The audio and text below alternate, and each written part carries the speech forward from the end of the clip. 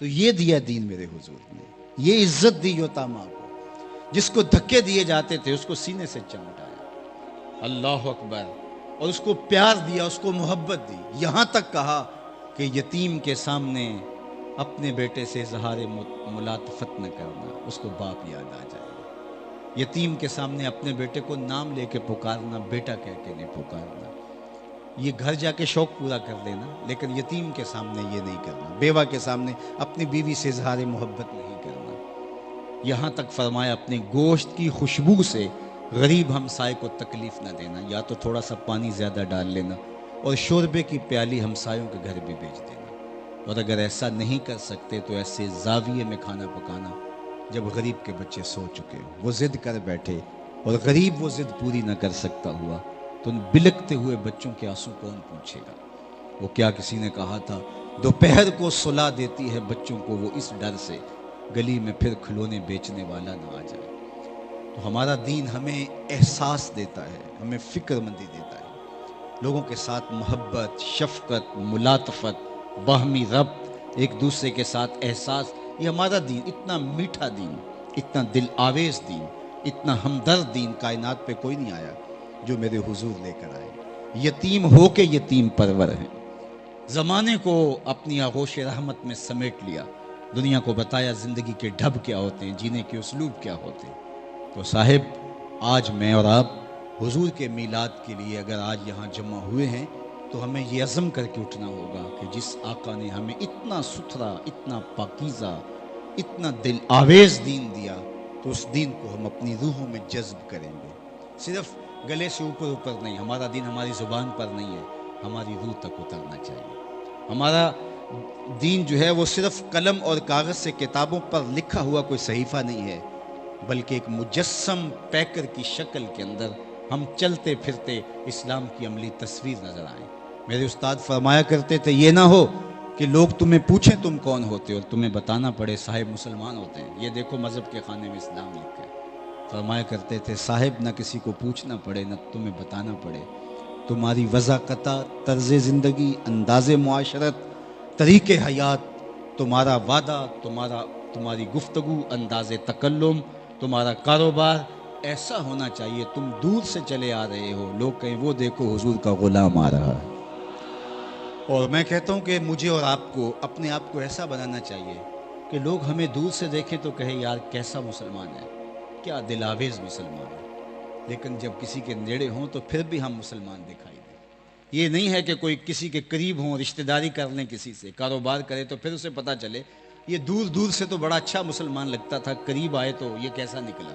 وہ کیا کسی نے کہا نا کہ اس کے لہجے میں یوں تو برف تھی لیکن، اس کے لہجے میں یوں تو برف تھی لیکن جو چھو کے دیکھا تو ہاتھ جل گئے۔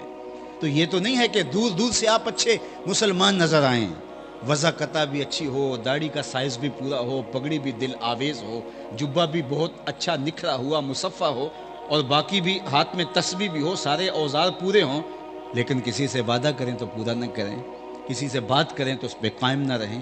دیانت، صداقت، رشتہ داری، رویے، خوبصورتی، یہ سب کچھ ہمارے اندر اگر نہیں ہے تو پھر ہم اوپر اوپر سے مسلمان ہیں۔ تو مسلمان ہونے کا مطلب یہ ہے کہ سر سے لے کر اندر سے اور باہر سے مسلمان ہو گئے۔ یا ایھا الذین آمنوا ادخلوا فی السلم کافہ، اس کا یہی مفہوم ہے۔ تو ہمارے رویے بتائیں، ہمارا طرز زندگی بتائیں، دور سے بھی اچھے نظر آئیں لیکن جب قریب کسی کے ہوں تو اس کو اور اچھے دکھائی دیں۔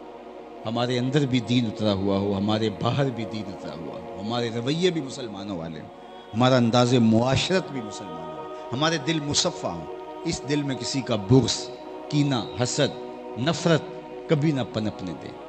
وہ کیسا دل ہے جس میں نفرتیں پنپ رہی ہیں، بغض اور کینے پروان چڑھ رہے ہیں۔ حضرت عبداللہ بن عمر رضی اللہ تعالی عنہ فرماتے ہیں کہ حضور تشریف فرماتے، ہجوم عاشقاں تھا تو فرمایا کسی نے جنتی دیکھنا ہے تو دروازے پہ دیکھو، جو پہلا شخص مسجد میں داخل ہوگا وہ جنتی ہے۔ کہتے ہمیں شوق ہوا، دیکھا تو ایک بوڑھا شخص، اس نے بائیں ہاتھ میں جوتا پکڑا ہے اور تازہ آثار وضو اس کے چہرے پہ حویدہ ہے کہ ابھی ابھی وضو کر کے آیا۔ بیٹھ گیا، مجلس ختم ہوئی، دوسرا دن آیا، پھر فرمایا کسی نے جنتی دیکھنا ہے تو دروازے پہ دیکھے، پہلا شخص جو مسجد میں داخل ہوگا جنتی ہے۔ ہم نے دیکھا تو وہی بابا جی، ہاتھ میں جوتا پکڑا ہے اور چہرے پہ आसार वज़ू हवैदा है। तीसरा दिन आया तो फिर कहा किसी ने जन्नती देखना है तो दरवाजे पे देखो, देखा तो वही बुजुर्ग। हज़रत अब्दुल्ला फरमाते हैं कि जब मजलिस इख्तिताम को पहुंची तो मैं बाबा जी के पीछे चल पड़ा। मैंने कहा कि मेरी अब्बा जी से कोई शक्कर रंजी सी हो गई है तो मैं 3 दिन तक आपका मेहमान रहना चाहता हूँ, मुझे आप रख लेंगे? उसने कहा जाओ। कहते मेरी लालच ये थी कि मैं देखूँ ये अमल कौन से करता है। हुजूर ने कहा जन्नती देखना है तो दरवाजे पे देखो, 3 दिन यही दिखाई देता रहा। कहा कि मैं उसके साथ घर चला गया, उसने मुझे चारपाई बिछा दी, लेट गया, खुद भी इस्तराहत करने लगा। मैं खराटे तो लेने लगा लेकिन मैं जाग रहा था। मेरी लालच ये थी कि मैं देखूं ये नवाफिल क्या पढ़ता है, अमाल क्या है, रात की क्या इसकी कैफियत हैं अमाल की। लेकिन वो सोया रहा, इल्ला ये कि जब वो करवट बदलता था तो अल्लाह अकबर कहता था, अल्लाह का नाम लेता। खैर रात गुजर गई, सुबह उठे, नमाज फजर उसने भी पढ़ी, मैंने भी पढ़ी, नाश्ता किया, बाग में चले गए, सारा दिन गुजरा। अगली रात फिर मैं ताक में रहा, फिर वही मामूल। तीसरा दिन भी गुजर गया, तीसरी रात भी बीत गई। तो जब 3 दिन 3 रातें बीत गई तो मैंने उसको कहा कि मैं तो इस लालच में आया था कि मैं देखूं कि आप अमल कौन से करते हैं, लेकिन मैं 3 दिन इस टो में रहा लेकिन मुझे तेरा कोई ऐसा अमल दिखाई नहीं दिया। जो मामूल के अमल तेरे हैं वो मेरे भी हैं। लेकिन 3 दिन तक हुजूर ने फरमाया जन्नती देखने दरवाजे पर देखो, तू ही दिखाई देता रहा, तो पता नहीं तेरे अंदर क्या अमल है, तूने मुझसे छुपा लिया है। तो वो बुजुर्ग फरमाने लगे, ए अब्दुल्ला मैंने कोई अमल नहीं छुपाया, और दूसरी बात कि तुम और भी कुछ दिन मेरे पास रहो तो फिर भी कोई नई चीज़ नहीं देख सकोगे, लेकिन तुम भी 3 दिन से मेहनत कर रहे हो, मैं तुम्हें बता भी देता हूँ। अगर रुको तो देख नहीं पाओगे, लेकिन मैं खुद बता दूँ तुम्हें समझ आ जाएगी। तो कहते हैं मैं रुक गया, तो उन्होंने यहाँ दिल वाली जगह पे हाथ रखा और कहा, है अब्दुल्ला ये जो मेरे सीने में रखा हुआ दिल है ना, इसमें किसी मोमिन का बुग़्ज़ नहीं है। मैं और आप देखें कि हम सवेर से लेकर कभी शरीका बरादरी आ जाती है, कभी कारोबारी मुखासमत आ जाती है, कभी सियासी लड़ाई आ जाती है, कभी क्या उलझाओ कभी क्या उलझाओ, सवेर से लग के जो दिल है ही अल्लाह के लिए। ए तन हुजरा रब सच्चे दा, ये अल्लाह अल्लाह का हुजरा है, यहाँ उसकी रहमतों का नज़ूल होना था।